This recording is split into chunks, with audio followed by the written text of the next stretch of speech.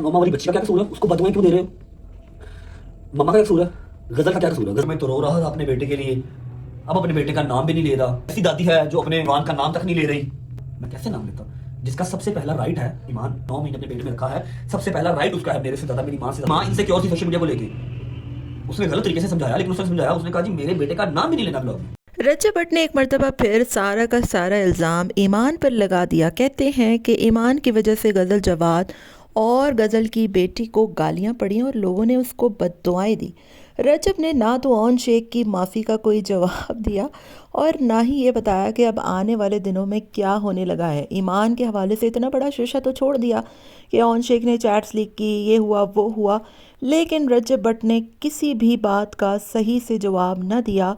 उल्टा मगरमच्छ के आंसू बहाते रहे, जो कि साफ लग रहा था कि बिल्कुल अजीबोगरीब सी वो कहानियां सुना रहे हैं। रजब भट्ट की बातों से इस बात का अंदाज़ा भी बखूबी लगाया जा सकता है कि वो वॉइस लीक और किसी ने नहीं बल्कि इनके खुद के घर से ही लीक हुई हैं, ताकि अपने आप को वो साफ और क्लियर करार दिए जा सकें। रजब फैमिली और रजब भट्ट पर काफ़ी टाइम से लोग सवाल कर रहे थे, भाई किवान कहाँ है, किवान का नाम क्यों नहीं ले रहे। तो ये सारी बातें तो आप साफ और आम अल्फाज में भी लोगों को कह सकते थे कि ईमान इजाज़त नहीं दे रही। इतना बड़ा ड्रामा करने की आखिर क्या ही ज़रूरत थी। बहरहाल रजब साहब की वीडियो में जो कुछ भी आया उसका एक ही कंक्लूजन है, और वो ये है कि रजब ने सारा हर चीज़ का ज़िम्मा ईमान को करार दे दिया है। गज़ल जवाद से लेकर गज़ल की बेटी को गालियां पड़ी ईमान की वजह से, पूरे ख़ानदान में और लोगों के सवाल जवाब हुए ईमान की वजह से, और सब कुछ इन लोगों को ईमान की वजह से बर्दाश्त करना पड़ रहा है। और भी रजब ने कहा कि मैं बहुत कुछ यहाँ पर बता सकता हूँ, अगला बंदा मुंह दिखाने के काबिल ना रहेगा। ऐसी कौन सी बातें हैं जो वो ईमान के हवाले से छुपा रहे हैं। ये बात सही है कि चलो ठीक है, ईमान ने गलत किया, लेकिन ईमान एक माँ थी और ईमान को कुछ चीज़ें थी, खदशात थे, इस वजह से उसने आपको मना किया। लेकिन पूरी सोशल मीडिया पर अपनी पर्सनल लाइफ आप खुद लेकर आए, आपने खुद यहाँ पर सब कुछ डिस्कस किया, और अगर ऑन से कोई गलती हो गई, उसने माफ़ी भी मांग ली, आपने उस बात का कोई जवाब क्यों ना दिया।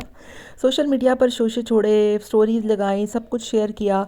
उस बंदे ने अगर आपसे माफ़ी मांग ली तो आपने उस बात का जवाब क्यों ना दिया। ठीक है, ईमान आपसे अलग माफ़िया मांग रही है, ईमान अलग शर्मिंदा है, लेकिन आपने सबको जलील करा के आप कहते हैं कि मैं प्लस्तर डालकर इसको ख़त्म कर दूंगा।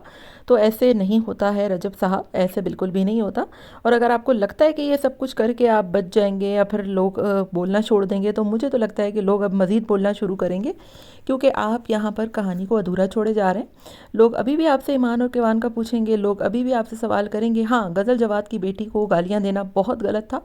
इस बात पर मैंने भी आपको कहा था कि ईमान को शटअप कॉल देनी चाहिए थी, ईमान को गुस्सा करना चाहिए था कि उसकी वजह से इतने छोटे से बच्चे को लोग आखिर क्यों बद्दुआएं दे रहे हैं, गालियाँ दे रहे हैं, अजीबोगरीब बातें कर रहे हैं। और बहुत गलत बात है कि इस सारे मैटर में बच्चों का कोई भी सिलसिला नहीं है। किवान को बद्दुआएं दी जा रही हैं, उस पर तो ईमान साहिबा को बड़े खदशात है, लेकिन ईमान की वजह से गज़ल की बेटी को जो गालियाँ पड़ी उस पर ईमान क्यों खामोश रही। तो मुझे यही लगता है कि सारा किस्सा डर खौफ इसी बात का है कि ईमान की वजह से जो पूरी फैमिली को एक टफ़ टाइम बर्दाश्त करना पड़ा, रजब भट्ट को बस उसी बात का गुस्सा था, और वही सब कुछ क्लियर करने के लिए रजब साहब ने ये सब कुछ किया है।